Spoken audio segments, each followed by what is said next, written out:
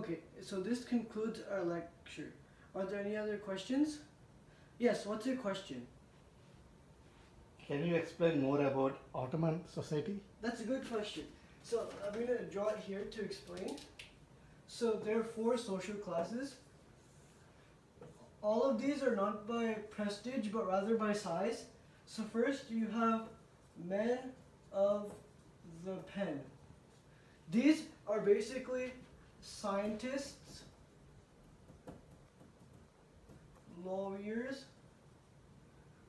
poets, as well as judges, because they're the most skilled and the most intelligent, so that's why they're given men of the pen, because of their high skill. Next, you have men of the sword. These are warriors. In the Ottoman Empire, war was really important in the 14th century as they tried to fight Christianity. Therefore, this was displayed when they conquered the capital of the Byzantine Empire, Constantinople, as well as Vienna, a city deep in the European heart. So this is why warriors were the men of the sword were given second priority to the men of the pen. And third, you have men of negotiation. These are your artisans.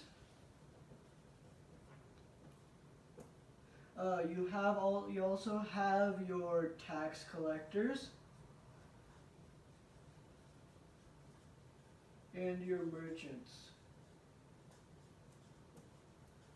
And in the bottom of all the classes, you have your men of husbandry. These are basically your farmers and herders.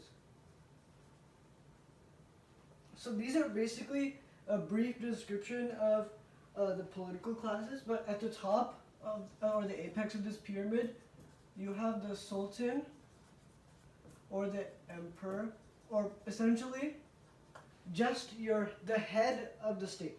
So according to today's curriculum, you have the fact that women are inferior to men. Because look, none of them say women, all of them are men. Because women were just seen as inferior then. Because even though they can buy or sell land, they can also inherit, which means if, let's just say, my father or my mother were to die, I would receive their wealth, if I was a woman, or bequeath, which means I can also pass on this wealth to my children. And men can do the same thing. Women can also participate in the legal system.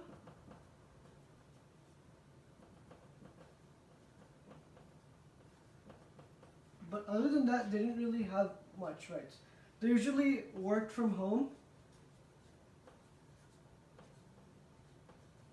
So they never went outside to do tasks. And men usually could do literally almost anything. So the next system we're going to talk about is the Devshirme system.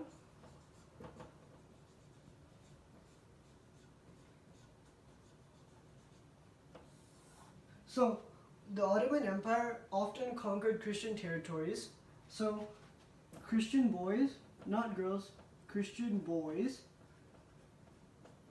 they're converted to Islam and made into, they could be here or here. The people in this section, the men of the sword, they were called Janissaries.